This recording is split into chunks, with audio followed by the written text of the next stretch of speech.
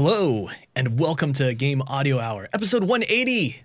Game Audio Hour, it's a fortnightly podcast where we discuss all things game audio, from creative ideas to the latest techniques, project experiences to audio secrets. Here is where you'll find in-depth coverage and opinions related to game audio. Hey, Alex, what's up? Hello, gentlemen. Sorry, I never know how to answer the question, what's up? Well, you are. You're in the upper left-hand corner here for me, so. Should I have to say not much, don't I? That's right. I mean, that works too. I always thought you were, the way that you were saying that made me think, are you going to say, how are you, gentlemen? All your bass art. No. No, move on to Chase. Move on. Okay, Chase, what's up?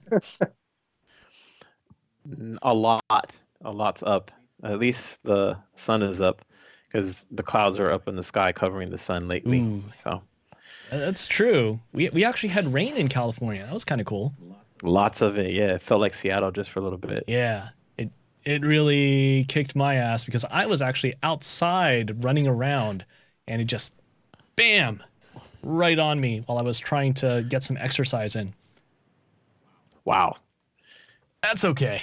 Terrible. You didn't get sick, did you? No. I am perfectly good. Although if I do get sick in the middle of this stream, I will definitely blame the SoCal rain. Anyways, let's talk about game audio, shall we? It's been a pretty fun 2 weeks since we were last on, and a whole lot of stuff has happened. I know, at least for me personally, there was a lot of holiday stuff, a lot of merriment because Thanksgiving happened. But also in the middle of all that, it seems like the entire audio industry just wants to say, hey, check out this sale here. You should buy this thing here. No, you want to buy this thing here. Isn't it so much better than all the stuff that you've already got, right? I kind of succumb to that. What about you guys? Yeah, it's the classic GAS, right? The gear acquisition syndrome, where it's like, that's why all of my music sounds rubbish, because I don't have that plugin. Oh, yeah, GAS. I can't remember the first time I saw that term, and I wondered what people were referring to. Gear acquisition syndrome. In the camera world, I found so many people that are like, oh, we got to get the latest, hottest digital camera and the latest, hottest, awesome camera lens. And that was actually my sustenance for a long time. When I wasn't able to get a lot of audio gigs, I was spinning, I was basically turning around various purchases, reselling camera gear and lenses on Craigslist for profit. Wow. That was a long time ago now. That was 15 years ago. I have a question is semi-related to this. Is what is the oldest plugin that you guys use, like oldest third-party plugin that you use regularly still today? I ask because with all of this, with plugin development and audioware in general, it's fantastic. I mean, of course, we can't lie. It's great having all these options, and of course, the technology gets better, and things get faster and cheaper, and they sound better and easier to use and more stable and look fantastic. So things get better and better, and that's great. But obviously, it's a terrible, terrible trap of seduction and lies, and because it's so tempting just to sort of think that newer is better, and therefore, when new things come out, it's like you need to have that, and you got to have this, and like. Of course, a lot of it is useful, but a lot of it also is kind of needless distraction at the end of the day as well. But thinking to your plugin list, like what is the oldest plugin that you use regularly still today?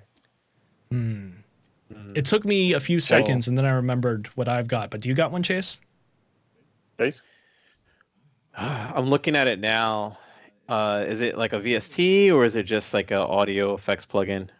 Either a VST or a VSTi. Okay, so if it's the VSTi, it's going to be AutoGun.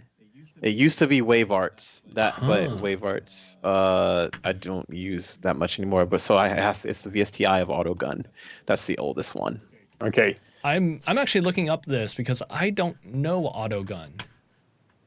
I'm just gonna open up a browser. Probably one of my signature sounds. Autogun, Fruity Loops.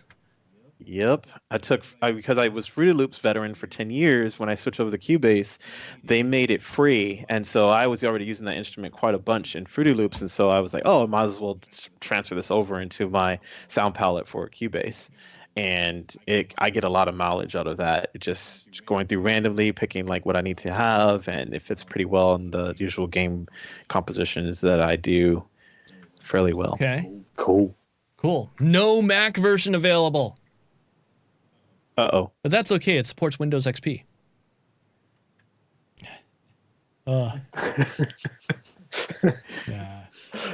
I'm still on NT. I don't know about you guys, but Oh, this is cool. Oh boy.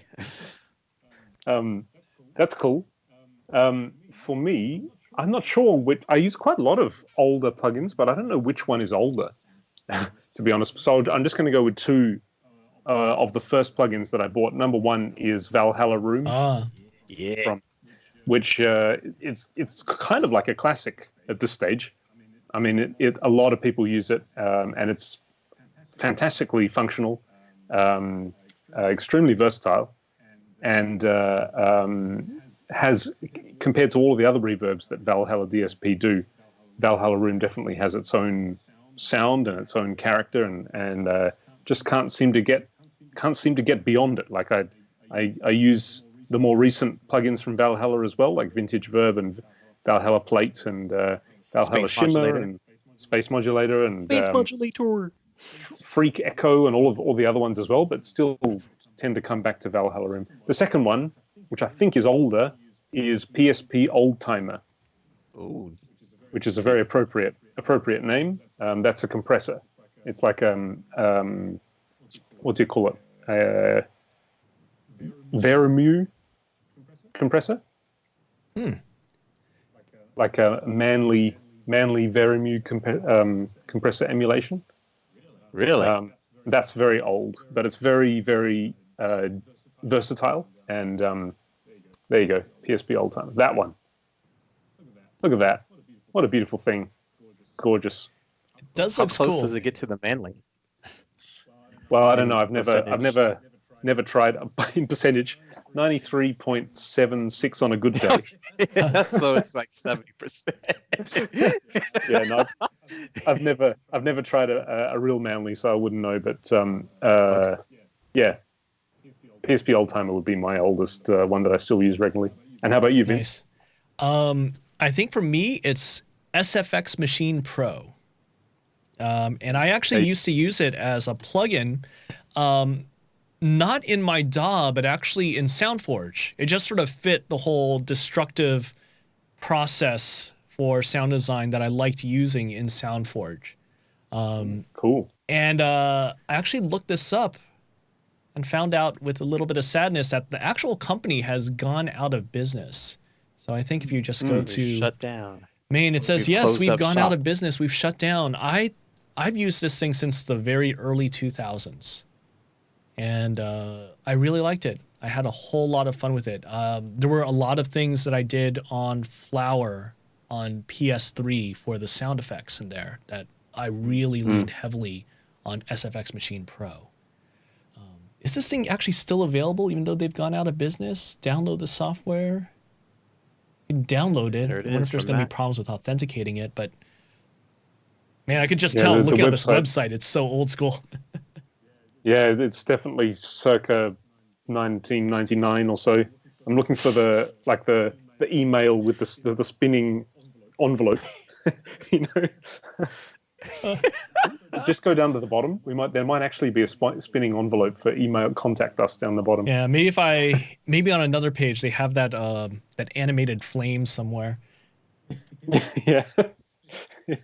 Anyway. Wow. Yeah. Tools are wonderful things, but they're seductive, and they, I think we've all been there, like that resolution that we have that's like, no, instead of like amassing 15 different compressor plugins, like me. I'm just going to get one, and I'm going to learn how to use it. I'm going to learn everything about it, and I'm going to become the master of this one plugin. I think we all go through moments of thinking, "Yep, that's what I'm going to do," and then the next, Black Friday, Cyber Monday, whatever weekend comes around, and it's like, nah, forget that. I just get all of them, all of the compressors. They're not that expensive. They all sound different. They sound different. That's why I need all of them, right? Oh, do they? No. Well, yes. No. Yes, of course. Chase. Oh, over in the chat, Land of Bits is saying, "Where are the trackers? Where are the trackers? Right here. We are the trackers. We are the trackers." Oh man. Oh, I downloaded Defil Mask actually on my Apple phone, and it's actually pretty cool. Well, what is this? It's Sorry, this is the tracker. It's in your blur zone. Oh, there we go. There's a face there. What the? Wait a minute. What? Yeah. So this was $7, and let's see if I can get. You're gonna have to unblur your background with the Skype's blur thing there. Oh yeah, because it's not a face. Yeah. Well, what is it called again? I'm gonna Google this thing.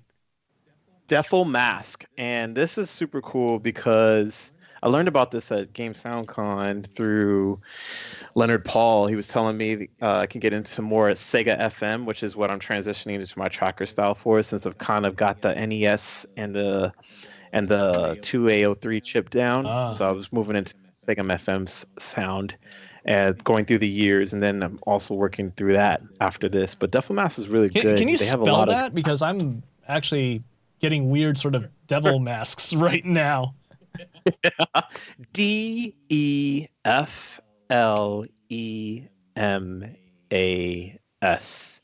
Okay. Defil Mask tracker. Interesting. The multi-system chiptune tracker. Okay, this looks cool.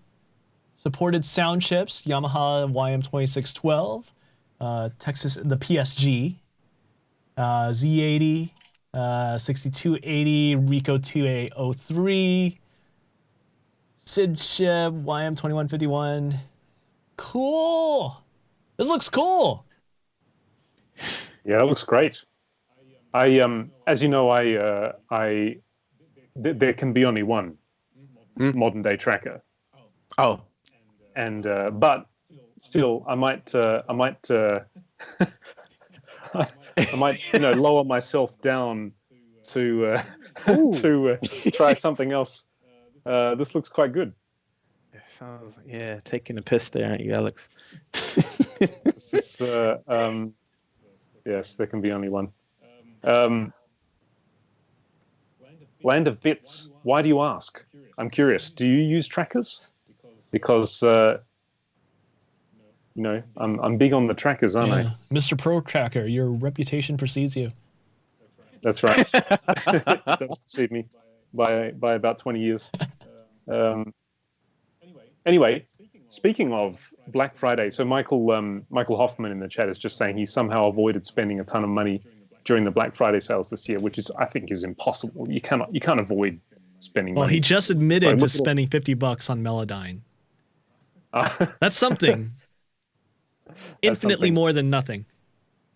That's true. So what did you guys get? Did you pick up anything, Vince? Let's see. Did I pick up anything? Nothing really music related. Oh, wait, hold on. Let's see. I can tell you exactly what I got. I got a Kindle because Kindles are cool, great. Not music related. For $30, right? No, this was a little more. It was $150. But basically, they were selling what was their super high-end one that was $300 some with the maxed out memory and the cell phone connection and all that. And they sold those for $150. I'm like, oh, okay. I want a high-end Kindle. I want to try that. Because I've always had the cheap Kindles. It was like $40 for this thing. I'm like, oh, yeah, this is pretty cool. I wish the display was better. It'd be nice, if the battery was better and all that. Man, the high-end Kindle is nice. That's a nice display on that thing. And so I've been actually reading some books. Some of them are actually related to game audio and game audio business. And one of the things that I actually put on there was the Perspectives interviews. There's a forum on Facebook called Perspectives, which actually has a lot of music composers for games, for movies, for other media. And they just talk about, hey, this is what's going on in the composition world. And cool. Alongside that, they actually compiled a book of interviews with people that participate on this forum. And it's pretty nice. So yeah, that's kind of audio related. Probably the biggest audio related thing I got was another microphone, because you can never have enough, especially cheap microphones that I can use for sound effects recording. Cool. So that doesn't seem to go together, but you have my interest. Well, I mean, so I got this microphone. It is a Marantz shotgun mic for about $60. So it is a proper, look at that. linear gradient shotgun microphone. And for $60, bigger than I think this is freaking fantastic, just because I feel good about just using it with my portable recorder outside and doing whatever the hell I want with it, compared to, I do have like a really nice Rode mic, which is like $500-$600 when I bought it new. And I'm kind of scared to use that because it's $500-$600. This one is really almost as good. And for $60, it's great. And I'm very comfortable just using this thing now.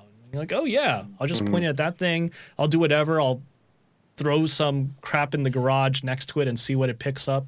Stuff like that. So this was really my big Black Friday thing for this year. And like Michael in the chat, I mostly avoided opening up my wallet totally to all the Black Friday craziness out there. That's cool. Same here. I only bought games. Oh, games! Thrift stop. I only went to thrift shops on Black Friday and bought like 3 games. I think I got Metal Gear Solid 5 on PS4 for like $5. Almost got Horizon Zero Dawn for $4 at the pawn shop, but it was stolen. So I got the case, and then hopefully I'll re-up that. And then I got Pefect Dark on Game Boy Color for $10. And then I think it was like one more game, but I can't remember at the top right now. But yeah, that was I didn't spend any money on any like plugins. I was like, like you, Alex and Vince, I was like, I'm not really sure what's going to happen. I kind of have all this stuff already, and I'm not using enough of it. Yeah, that's exactly my situation. Exactly. I bought 6 things actually. Okay, 6 things. It's going to be 10 things by the time this stream is over. Yeah, so number 1 is Reaper 6 came out, and my license had expired. So I bought a new license for Reaper, which is that's not really related to a sale or anything. It's just the timing. Reaper 6 is... it's interesting that Reaper, the new features come in minor updates all the time. And so when they go from like 5.99 to 6.00, you feel like it should be this big update with lots and lots of incredible new features. There are a number of really, really great features, but because every update with Reaper comes usually with quite great features, it just sort of feels like an increment of the number more than it does like a new era is born. However, one thing which is a new era for Reaper is the interface. The interface design has changed, and I was following as most people would know in game audio, that the Reaper community is extremely enthusiastic, and it's a hot place to be. There's a lot of discussion, there's a lot of passion around the product, which is great. And certainly a lot of people have very passionate views about the interface design, because it's one of the more sort of controversial in a relative scope, but it's one of the more controversial, often debated aspects of Reaper, that it just looks so ugly. Mm-hmm. And the developers of Reaper, the mentality is that, well, in case you didn't know, Reaper is made by Justin Frankel, who's the guy who made Winamp. If you remember Winamp, really rips the llama's ass. It's like the most. I guess it's one of the very early programs that allowed skinning, and so that's always been Reaper's thing. It's like, well, we have an interface and it's functional, but if you don't like how it looks, be our guest. Go and make your own interface. And that's why there's all these different kinds of themes and skins and stuff like that available to make Reaper look like pretty much anything that you want. But the default skin, people have often criticized as being just not really very attractive. And this new update kind of changes that. There's been a lot of thought that's been put into how the interface looks, and it's really nice. You still get the like the default Windows, default Microsoft Windows popping up here and there for different kinds of dialogues, like when you're adding effects or things like that. And I think that's probably the reason why a lot of people criticize it for being ugly, because it just sort of has default Windows. Mind you, it is also by far the most CPU efficient DAW out there. And this is probably one reason why, because it doesn't have to do anything complicated with graphics. So that was one purchase, was Reaper. The next one was I bought a cassette simulator from a newer audioware company called Waves Factory, which we were just saying before the show started. Vince and I were saying that that's a very unfortunate choice for the name of your audioware company, Waves Factory.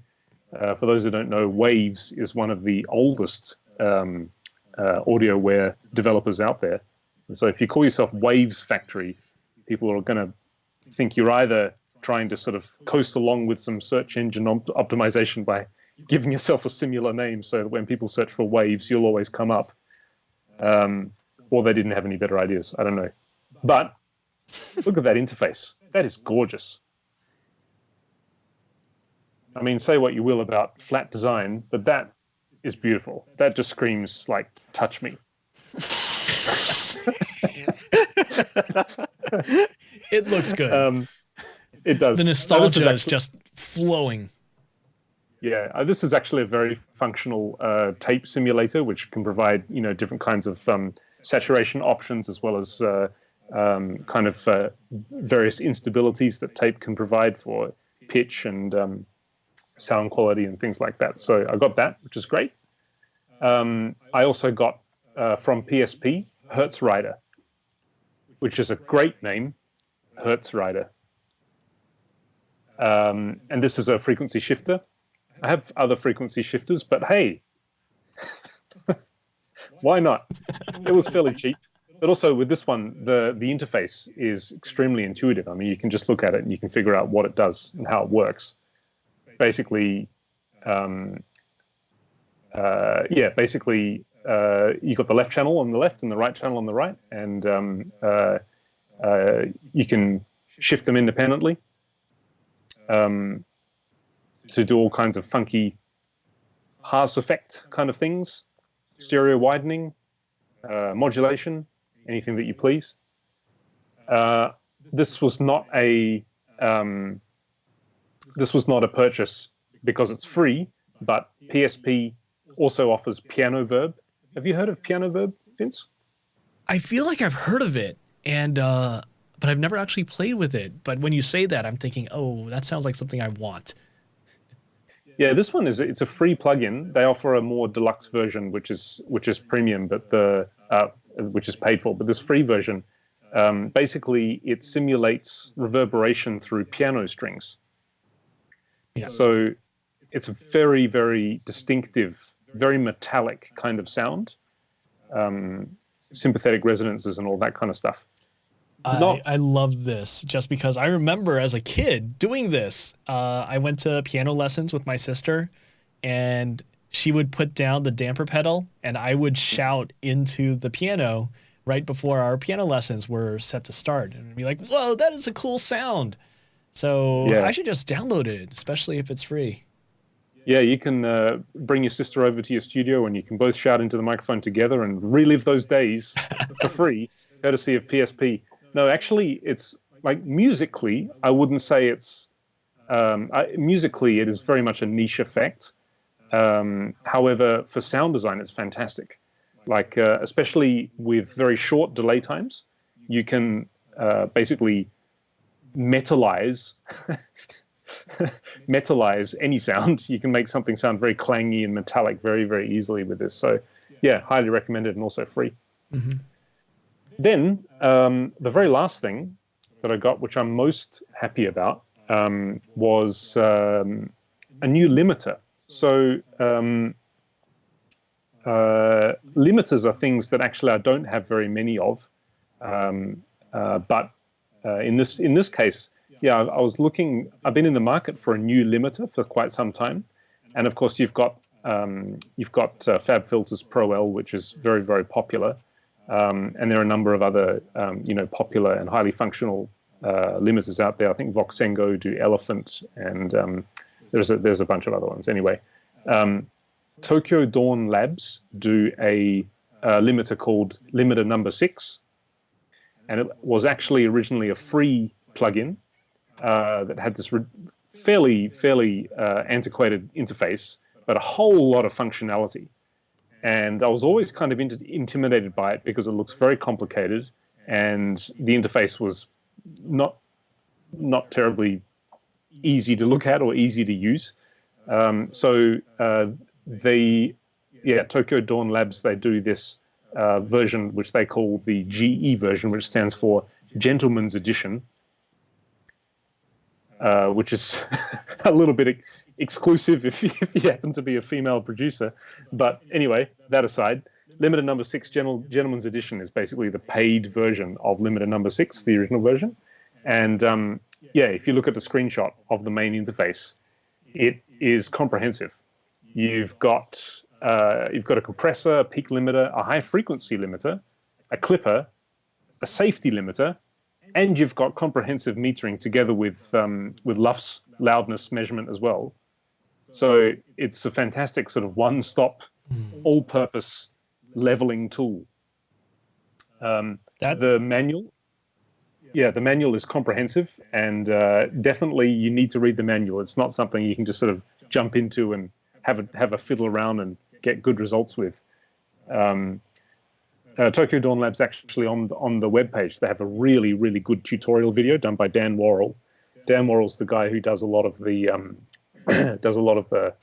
FabFilter demo videos, and you'll definitely recognize his voice when you hear it. But this is an excellent limiter. It's extremely transparent, extremely functional, and actually very, very versatile too, together with its compressor and a clipper in there as well. You really don't need much else on your master bus, really, as far as dynamic control goes. Yeah, that's pretty great. I was actually going to ask, okay, what else do I need? Because I have a couple of different limiters as well.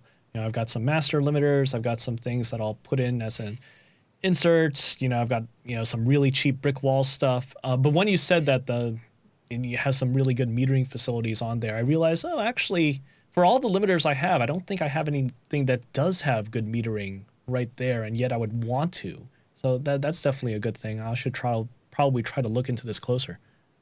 Yeah, it is. It's quite intimidating, and I've only just scratched the surface. But this is an example of a tool that you really want to give a good amount of time and just sort of gradually work your way through it. So all the different modules, you can turn them off. You don't have to have all of them on, which means if you want to emulate like a basic kind of 2-bus limiter, you could just have the peak limiter followed by the output and then the meter, and you don't need to mess with the other things. You can sort of add them as you need them. It also does mid-side and has a variety of different sort of saturation emulations and options there as well. The compressor is very good, very, very versatile.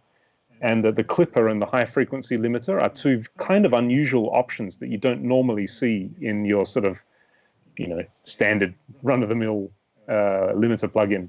So yeah, definitely recommended, and actually not that expensive. So I got, I think it was on special the Black Friday holiday, but at the moment it is €50, which is roughly $50.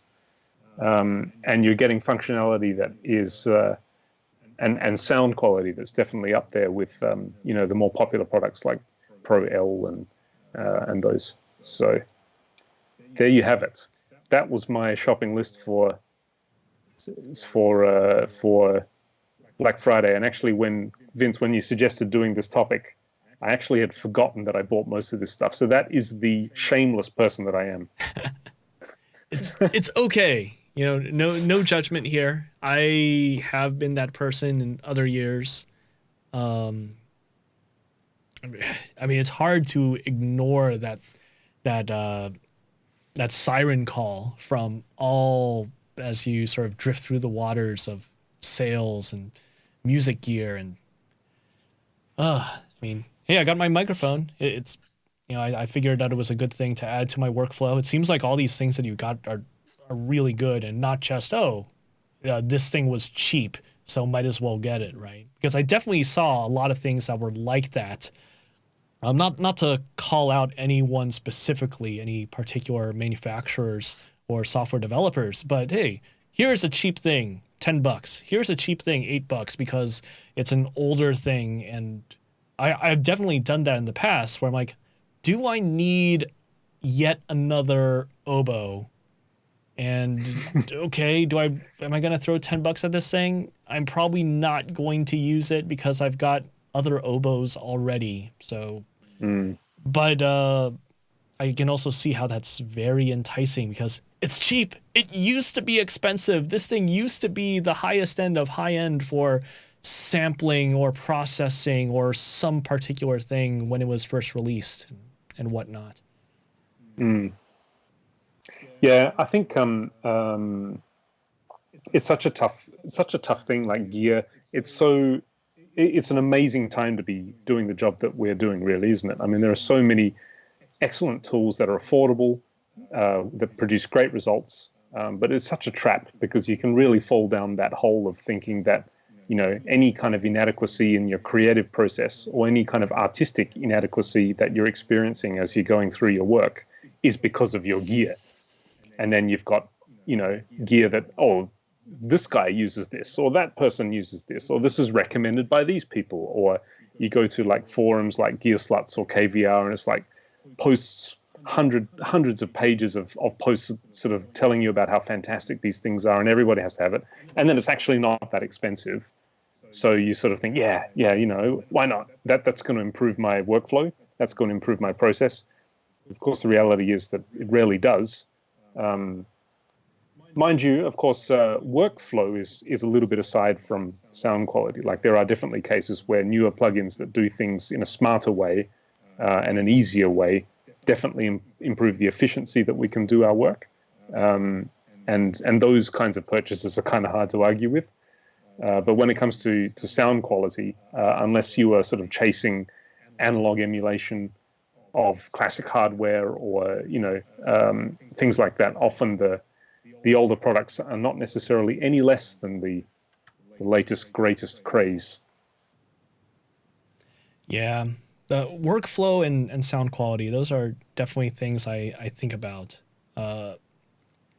I feel like the more I keep on hammering on my sound quality, the less I question it and the more I question my workflow. And actually thinking about that has gotten me thinking outside of the gear that I have. I'm thinking about my template for composition. I'm thinking about Reaper and how I should be actually routing things around. Because I want my workflow to be better. I feel pretty good about my sound quality, but my workflow and being effective and efficient, that's a really big and important thing. And actually there weren't too many things that I saw in this last month worth of sales extravaganzas that really made an effect on me and convinced me, this is something that would be good for my workflow. Chase, I saw you exit out of there. Like, were you picking up something? Was there some? I know you mentioned some games. Were you about to show this Pefect Dark for Game Boy Color? Because I actually remember hearing about that back in the day. And sure, I got you. You got Vince. me. Let me go back into the depths here. I'll just pull out the whole drawer. Okay, we're doing this. Let's see here. Here it is. Pefect Dark. Let's get out of that blur zone. Please show it. Please show it. Please show it. There it is. Well, I see it's Pefect Dark. I can recognize that font. There it is. Oh, nice. Tiny vision for you. It's pretty cool. It's actually got like a rumble pack installed on the back here, similar to like I think it's the Pokemon Pinball versions. There's so many Game Boy games in here. That's what happens when you're a game composer. Like you're doing so much research. That's what it is. Research. It's all research. Game Boy camera, Pefect Dark, Pokemon Pinball's around here somewhere. But actually, what I was going to tell you is that I got some jazz sticks yesterday. So I have a snare drum that I found on the side of the road 2 years ago. And then I just bought a new head.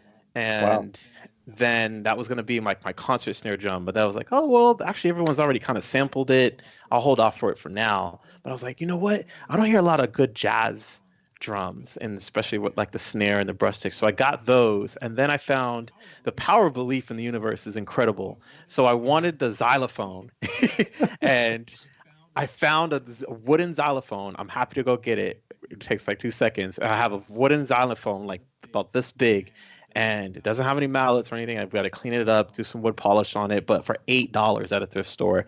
The next day, that's not the xylophone I wanted. I wanted the toy xylophone. The toy xylophone happened the next day, and I got that for $4. So I have a little tight toy xylophone, and then I have the wooden xylophone. Man, I need to move to your neighborhood. That's amazing. I was around. My range, because I was driving around a lot, so I was from where I used to live in Woodland Hills all the way up to like Moore Park, just kind of just hopping around.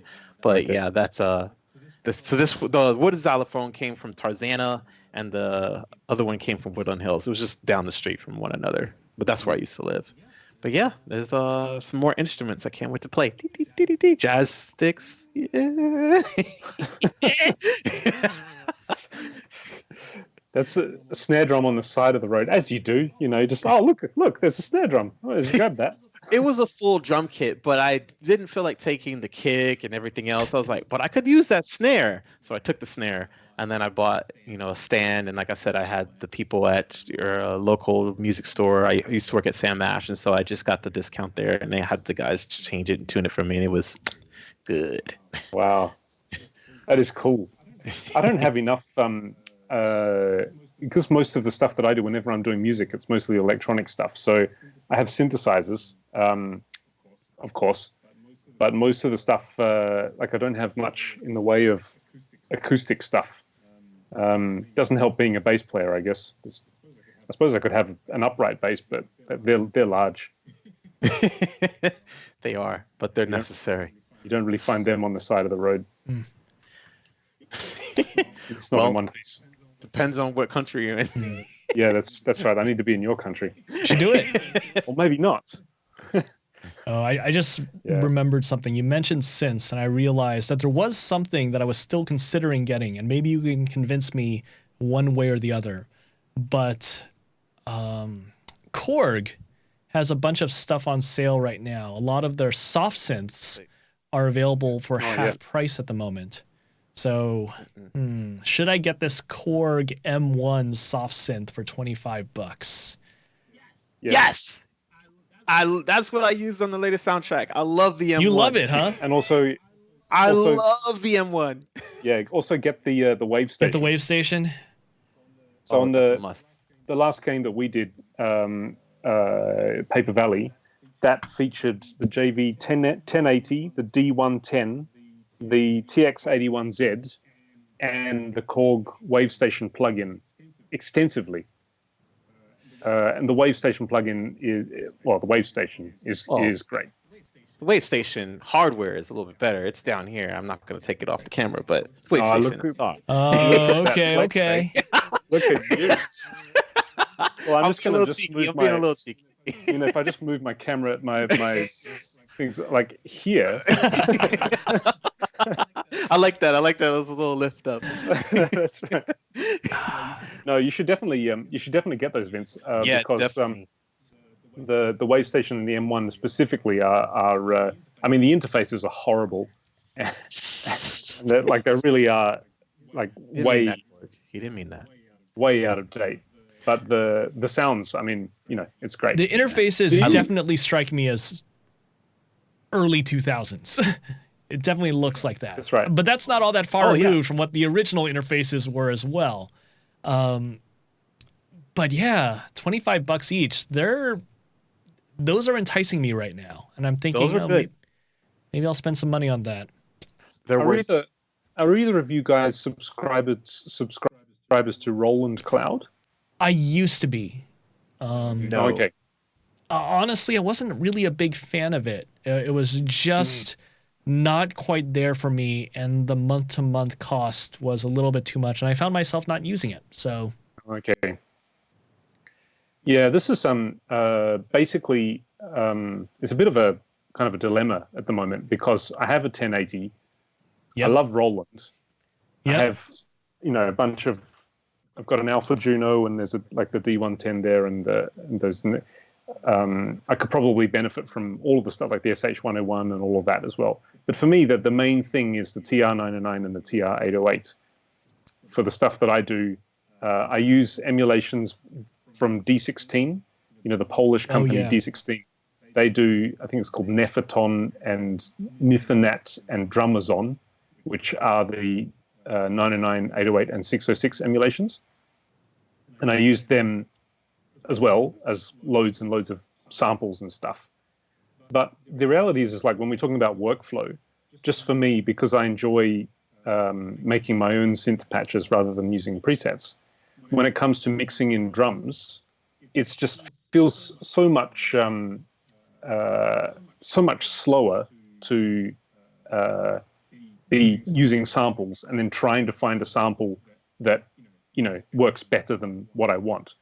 It's just so much faster to be able to tweak something. And research on the internet showed that there was overwhelming support for the authenticity of the Roland Cloud emulations of the 909 and the 808. People like them, yeah. Yeah, and I listened to them. Yeah, sounds great. I mean, in a mix, you may not really be able to tell the difference between that and samples or anything from D16. But yeah, I know that's a bit of a dilemma for me right now because it's way too expensive to be subscribed to Roland Cloud purely just for those two. Right.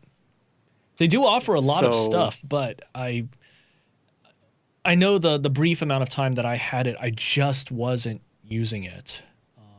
Besides the classic stuff, they were trying to push some of this new stuff that they had, like this, what was it? Not Giga Piano, but Terra Piano, a piano that accesses a terabyte worth of samples over the cloud. So like actually benefiting from that. But I didn't use that. Yeah, it was tough. I'm a big Roland fan as well, but I just couldn't see staying subscribed to that. But this Korg stuff is on sale, and I'm thinking about that because that stuff is pretty cool. I don't want to have to deal with my hardware, except for a couple of things like more analog synth stuff. I've got my Eewees plugged into there in the back, and I'll record some stuff for, if I really want some kind of funky analog synth-based stuff. That stuff works great. But I do have fond memories of the M1 Korg Wave Station, as well as my 1080 and 2080 that are currently in a rack that's not plugged in right now. His 1080 is not plugged in right now, Chase. Yeah, so I have an opportunity to get one of those, and I'm going to actually bow out. I was going to trade in my Alesis MIDI Verb 3, my Quadraverb, my Emu sampler, and my Korg A3 effects unit just to have that 1080 because I found it for $130 and was like, you know what? I have those samples, so I'm going to stay digital with this one. But just to kind of go back a little bit for you, Alex, I posted some nice treats in the little YouTube thing for everybody. You mentioned the TR-808 and 909, and I know that you like to tweak stuff with the drum samples, but just to let you know, Samples from Mars has this nice little sale, and their authenticity with recording it from the actual drum sampler is... Yeah, but if you sign up for that newsletter... I've got all of them. Very nice. I've got all of them already, actually. I've got Sample from Mars, all of the entire connection, as well as Gold Baby. Of course you do. Gold Baby! Oh, that is a good sale. Yeah. their samples, like Gold Baby is my go-to for samples. But again, it's like I'd rather, it's like, oh, I want this kick with more delay, more with a longer delay time. Okay, I've got to find the right. That to me is sort of a joy kill. No, what's the word? Like a thrill killer. Like it's like, oh, okay, look for the samples. Oh, that one's not long enough. No, that one's too long. Okay, there we drag it in, rather than just opening it up, turning up the delay knob, the decay knob, and being done with it. So anyway, you need like those little modules. You need like those little new modules they have, don't you? We can fiddle around. Actually, one of the, I think it's called the, not Reface, that's Yamaha's one. Those little, because it's called the TR09, I think it is. Yeah. Shifting away from, the last 14 minutes, shifting away from gear for a moment, I'm curious whether you guys have experienced this, and if so, what your position on it is. When you're working on sound or music all the time during the day, what is your equivalent of, if you're an office worker and you're just hammering away at the spreadsheets all day and the PowerPoint and all that and the email and stuff, and, it's nice to just sort of stand up, take a stretch, walk out, maybe, get a cup of water or something, go and talk to somebody and just take a break for a little moment. When it comes to doing sound work, it's kind of hard to turn off your hearing to give your ears a break, right? Unlike you can just sort of go and have a lie down and close your eyes, it's kind of harder to sort of turn off your hearing. So I often find that I find myself, when I need to sort of flush out my ears, do you know what I mean? Yeah. Sort of, it gets so much and you want to just sort of reset yourself for a moment and just sort of flush out. And especially when you're doing sound design work, when you kind of spend, maybe 30 or 40 minutes doing one sound, listening to it over and over and over again. Okay, you've done that, finalized it. Now, before you move on to the next one, it feels nice to just sort of somehow reset yourself. Do you guys have anything that you like to do or like to listen to just sort of reset yourself back to zero state, nominal state, ready to start on a new sound or a new cue or, a new piece of music or something like that? For me, yeah. A lot of it has to do with my piano background. And there's a couple of different piano pieces that I basically are just so ingrained in me. And I'll just sort of play them so that I could get a feel for, what it was, what it is about these pieces that sort of like either corrects me from the space that I've been in or reinforces something or just is able to serve as a further anchor so that I can move forward in a good direction. Let's see, Beethoven Opus 101. It's like, okay, yeah, that particular piano sonata is just ingrained in me. And it actually is kind of weird as piano sonatas go because it actually starts slow and quietly, which is kind of the opposite of a lot of, opposite of most classical or romantic era sonatas. So I'm like, okay, cool. I know exactly how that goes. I know where everything can go, where it should go. Just sort of connecting that with my finger virtuosity at the time so I know how to move forward in terms of how I actually perform other tracks if I'm going to be laying down tracks. If there's something else that's like absolutely totally different, I will actually go and play Bartok. And I'll play some... Yeah, there's a couple of different Bartok piano suites that I'm really into. Mikrokosmos, Out of Doors, and it's Bartok, so it's a little bit crazy. It's totally not classical, but again, it just sort of very different from Beethoven. A lot of them can actually be quite loud and jarring. But again, it sort of gets me in a very familiar place. And that familiarity is what gets me out of whatever headspace that I was in. And then after playing that stuff for a while and listening to it for a while, sometimes I'll actually just listen to other pianists actually interpret these particular pieces. But after doing that for a while, I feel like I can get back into the space that I once was in and I can work more effectively. Wow, that's fantastic. I'm very envious. I couldn't play Bartok if you paid me. But I'd love to be able to play Bartok on anything, on the bass. What about you, Chase? I find that just stepping outside into just outside of the workspace, outside of the house or the studio, and getting some fresh air and taking a walk has definitely done a really good reset for my ears. Hopefully you don't live in a boisterous city. Otherwise, that's not really going to be the best with ambulances and sirens going off nonstop. But if you're not in that rambunctious city, then just kind of being on a little walk or trail, walking your dog or something like that has definitely reset the creative juices in your ears appropriately that I found. And just finding a park bench to sit at and watching people, just do the thing, just trying to just close your mind. And if you happen to maybe like take a 10-minute nap, being outside, it helps a lot. That's cool. I would find that probably wouldn't work for me because I would be listening too analytically. I'd be sort of in this analytical listening mode. So even just ambient noise or the sound of a park, people talking in the park, or, a car driving by or things like that would be too distracting. Yeah.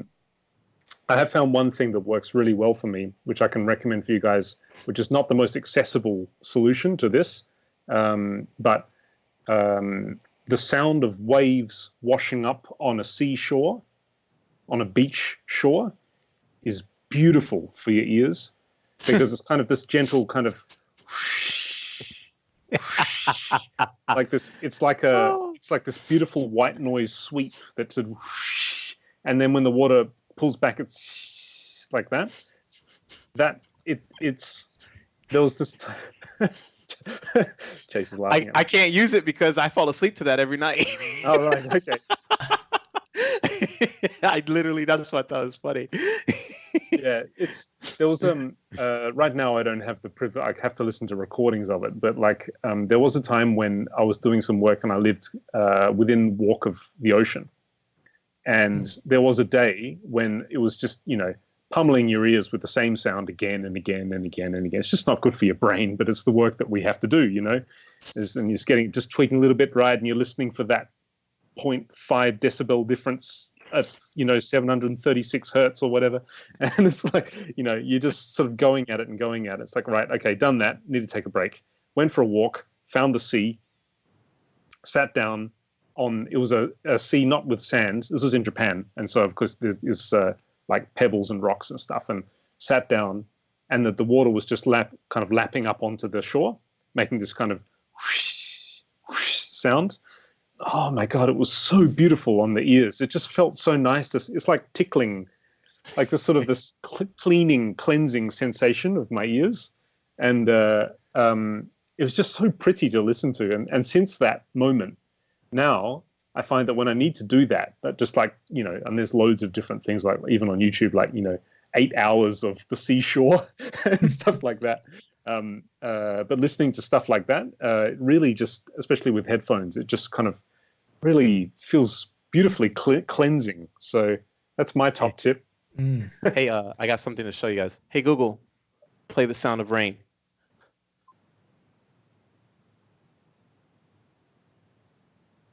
Is it playing the sound of rain? It is. Hey, Google, turn the volume to 10. Hey, Google, turn the volume to 10. I can kind of hear it. Yeah, I don't find it. I hear it. There we go. Okay, Google, play the sound of the ocean. There you go, Alex. This one's for you.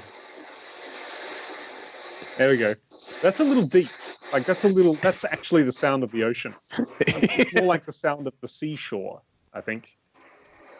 And I think that the reason for it is just because, unlike rain, which is kind of it's more noisy and it has a lot of little transients in it, with the sound of the seashore, it's literally like a white noise sweep, like that, with a very, very gentle filter on it.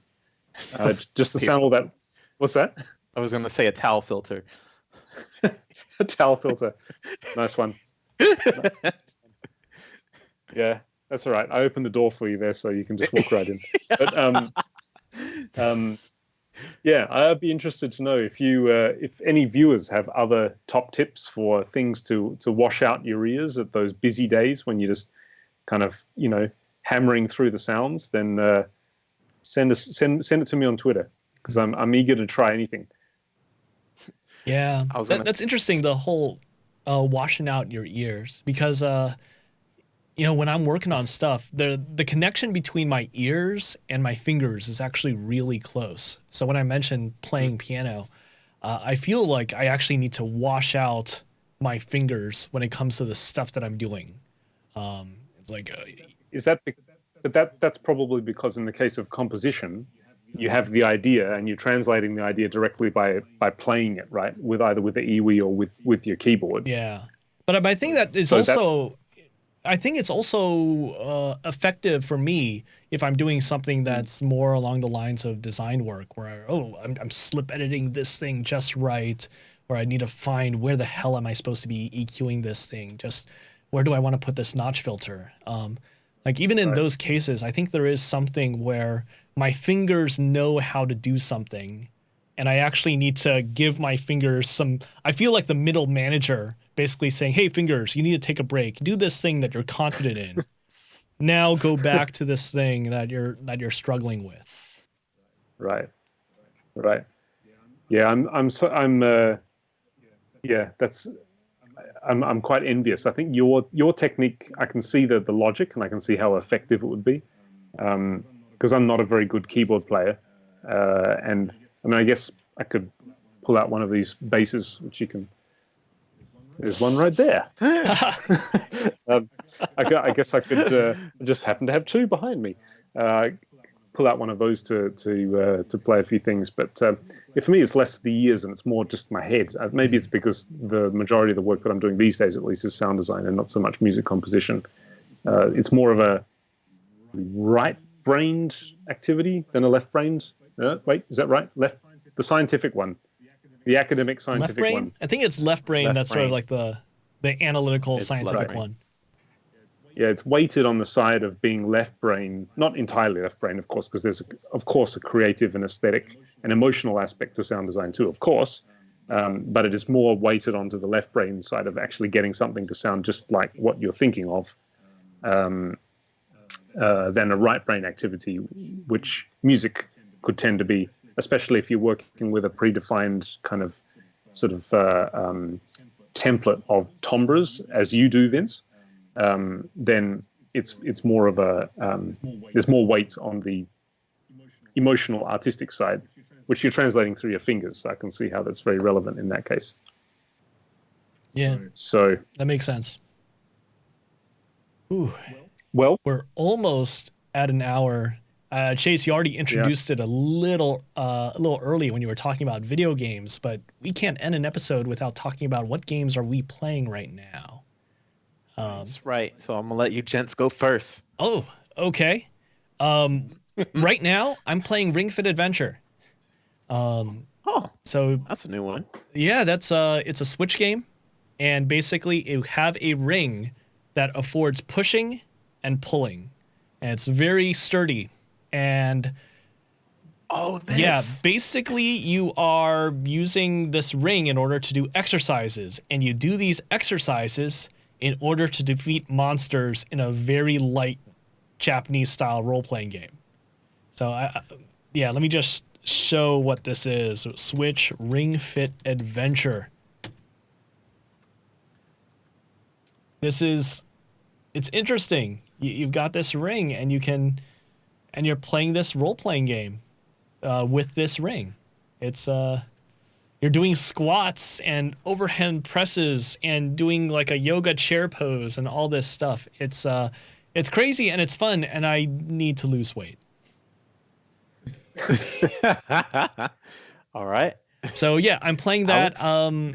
Haven't really played anything else. I know that Titanfall is one of the free games for PS4 this month, and I understand that Titanfall is really quite good, but I haven't played either it or the sequel. So maybe if I have some time over the break, I'll actually get a chance to open that up. But otherwise, it's actually been really fun getting into a little bit of an exercise regimen every night. Nice. How about you, Alex? Very nice. Playing any games lately? Yep. Yeah, same answer as the last 6 months. No, maybe a little less than that, 4 months. I was heavily into Elite Dangerous for a long time, and then moved on. Well, yeah, more or less moved on to Warframe. So yeah, my main thing, basically every night or every 2 nights, is Warframe. I decided to start it because I don't generally like first-person shooter games very much at all, but thought I should, just in the interests of learning more about what is appealing about these games, I should try one. So picked this one because it's got a very interesting history behind the development, and thought I could learn a lot from it, and have kind of got somewhat hooked. But aside from that, I did just recently upgrade my license to Amiga Forever, which is the sort of pre-packaged Commodore Amiga emulation kind of suite. It's a package that you can buy where it's all just sort of bundled up and nice and easy to use. I do have a free Amiga emulator as well, but this one,